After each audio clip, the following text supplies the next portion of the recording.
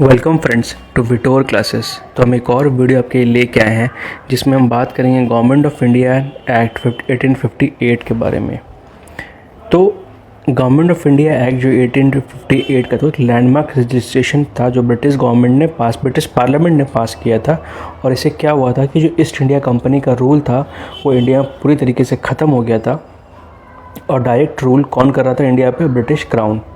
ठीक है, ये बहुत ध्यान रखने की बात है। अब ये हुआ क्यों था? ये 1857 का जो हमारा वॉर हुआ, रिवोल्ट हुआ था या विद्रोह कह लीजिए जो हुआ था, जिसे हम लोग इंडिपेंडेंस के लिए या स्वतंत्रता का पहला संग्राम कहते भी हैं। ये ब्रिटिश के नीति थी, मिलिट्री में जो चीज़ होता था गड़बड़, सोशली डिवीज़न के लिए, इन सब को मिला के 1857 का विद्रोह हुआ था।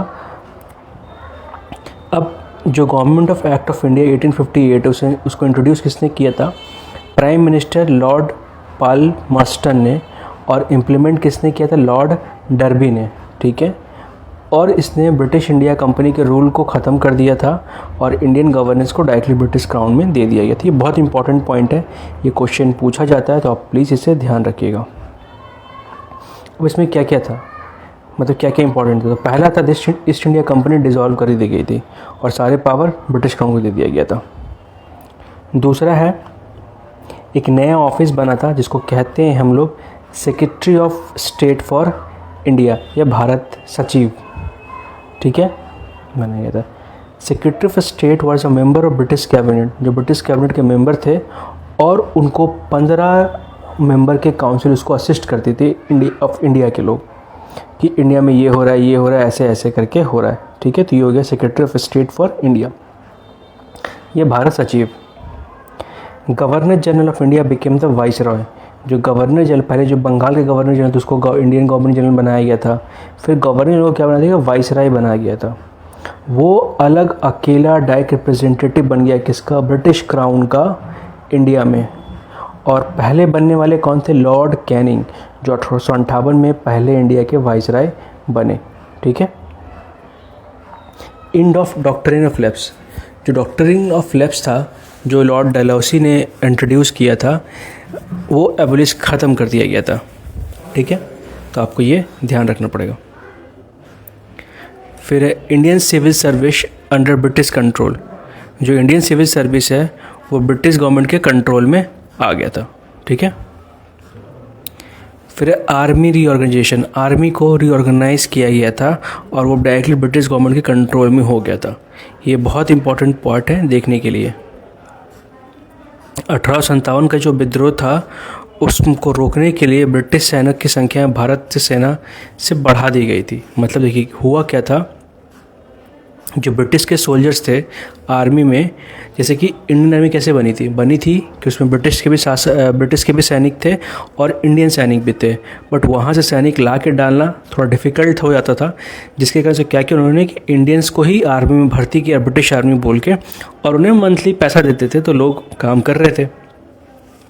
बट 1857 का विद्रोह को रोकने के लिए, क्योंकि अब अगर देशभक्ति जागेगा तो सब में जागेगा, और याद रखिए बहुत बड़ा इम्पॉर्टेंट रोल जो आर्मी में थे, ब्रिटिश में भी थे, उन्होंने बहुत बड़ा रोल प्ले किया था हमारे इस देश की आज़ादी में, जब उनको एक नेतृत्व मिला था सुभाष चंद्र बोस के नाम का। उसकी कहानी बहुत अलग है, वो बहुत डीप अलग चीज़ है, जब हम कभी उस पर बात करेंगे तो उसके ऊपर भी जाएंगे। ठीक है, बट ये चीज़ देखते हुए ब्रिटिशर की संख्या बढ़ा दी गई थी उसमें। फिर shift of power to British parliament जो कि ब्रिटिश क्राउन था, जो डायरेक्टली रिस्पॉन्सिबल हो गया था इंडिया के लिए। तो ये बार ये बात बहुत इंपॉर्टेंट है, ये कब ये पावर ब्रिटिश क्राउन को ट्रांसफ़र हो गया था? 1858 के ये act, government of India act में। ठीक है, और इसका इम्पैक्ट क्या हुआ था कि जो ईस्ट इंडिया कंपनी थी वो पूरी तरीके से अपनी सारी पावर ख़त्म हो गई थी। अब इंडिया एक ऑफिशियली ब्रिटिश कॉलोनी बन गई थी, जिसको हम लोग कॉलोनाइजेशन बोलते हैं। ये इंपॉर्टेंट है, कॉलोनाइज किसको बोलते हैं? जिस पर ब्रिटिश ने अपना बना लिया उसको बोलते थे कॉलोनाइज कंट्री। तो ब्रिटिश इंडिया उसमें से एक थी। और इसके बाद से डायरेक्ट रूल चला था, जिसको हम लोग 1858 से लेके 1947 तक एज ए इंडियन कंट्री झेले थे, जो कि बहुत ही बर्बरता से भरा हुआ था, बहुत कुछ था। फ़िलहाल बस हम लोग ये कर सकते हैं कि जो भी उस समय आज़ादी दिलाने में हमको, इंडिया को आज़ादी दिलाई थी, उनको बस श्रद्धा से याद कर सकते हैं, और जो भी काम बन सके कर सके देश के लिए तो हम करें। ठीक है।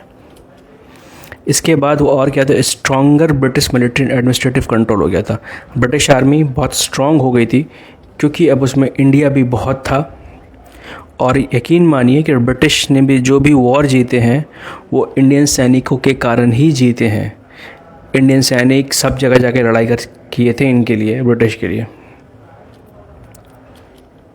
फाउंडेशन ऑफ इंडियन नेशनलिज्म, ये एक तरह का रूल भी था, मतलब डायरेक्टली कि ब्रिटिश का कंट्रोल में आ गया पूरा देश, और ये एक तरह से देशभक्ति भी हमारे लोगों में जगाया था, ये देख के कि किस तरीके से ये हमारे ऊपर अत्याचार हो रहे थे। और इसी रिफॉर्म के कारण भी क्या हुआ था कि हमारे इंडियंस को पढ़ने का मौका मिला था।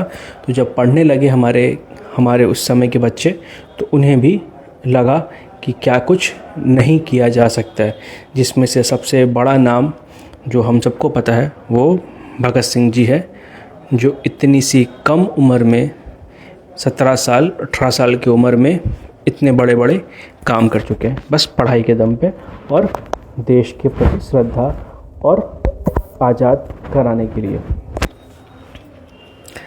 गवर्नमेंट ऑफ इंडिया ब्रिटिश का फॉर्मल बिगिनिंग हो चुका था, और ये भी वही रेजिस्टेंस बेस में डाल दिया गया था कि मतलब अब हम भारतीय प्रतिरोध भी होने लगा था, और लास्ट में हमें 1947 में स्वतंत्र भारत मिल गया था।